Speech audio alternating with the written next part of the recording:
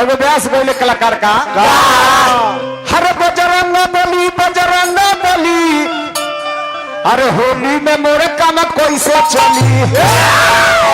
ए बजरंग बोली से एगो लड़का जाके कहले के बजरंग बोली माने जकरा बियाह भइल बा उ तो काम होली में सधाई आ जकरा ना भइल है उ कैसे चलाई जी। तब बजरंग बोली से कह लगल ऐसे होली बनाओ तो हर बजरंग बोली होली में मोर काम कैसे चली।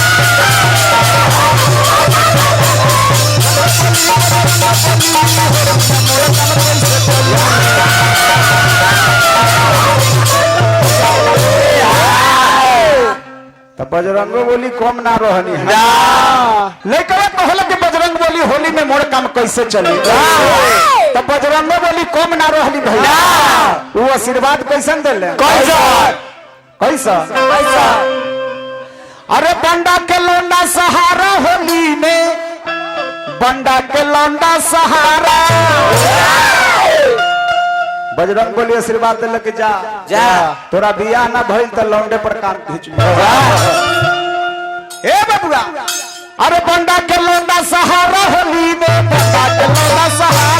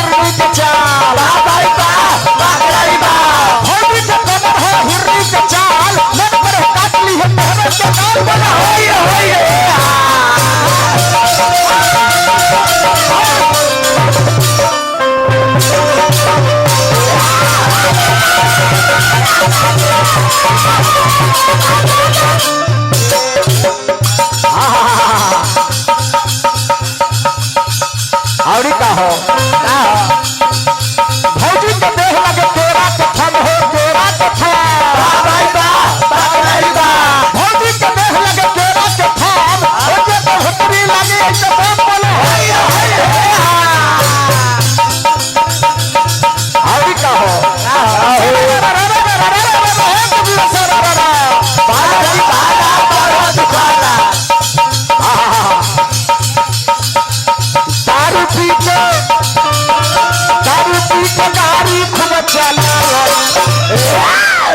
अरे दारू पी के दारी खूब चला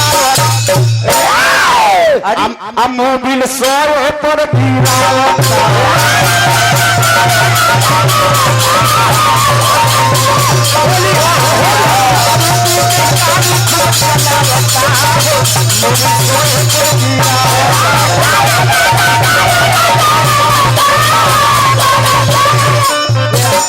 आवड़ी का हो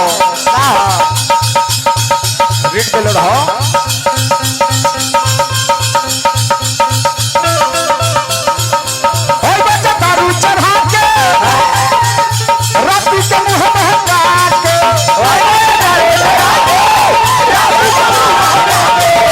और बच्चा दारू चढ़ा के राती के मुंह महका के अरे हम सुत जाइब हो हम सुत जाइब हो पाछा से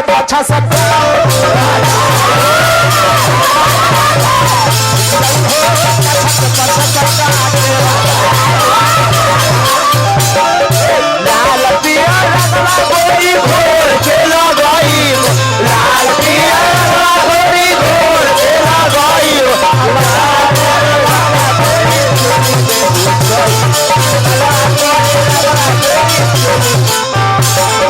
लाल पिया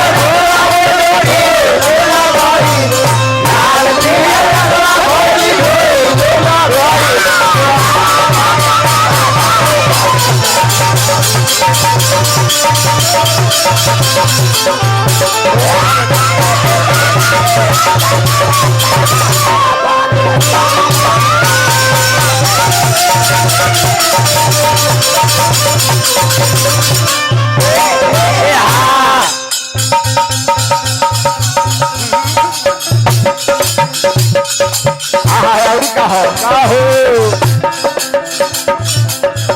होलिया में आ गई तकिया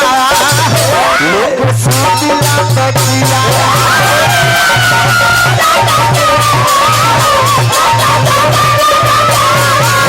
सुतिला तकिया सुतिला तकिया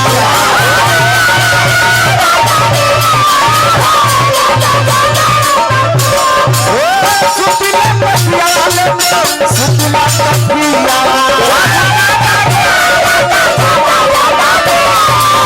सुतिला तकिया सुतिला तकिया होलिया में आ गई तकिया लोग सुतिला तकिया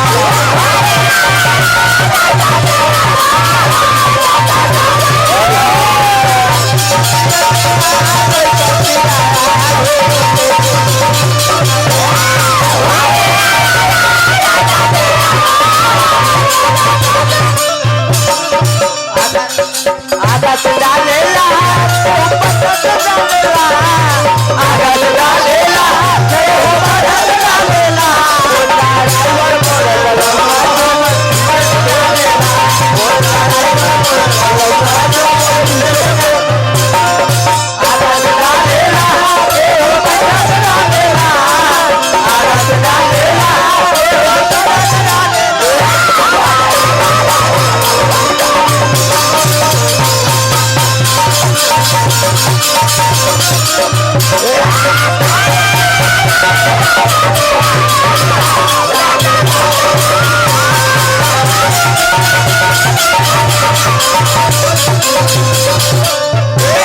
लेकिन लास्ट में कहे के का है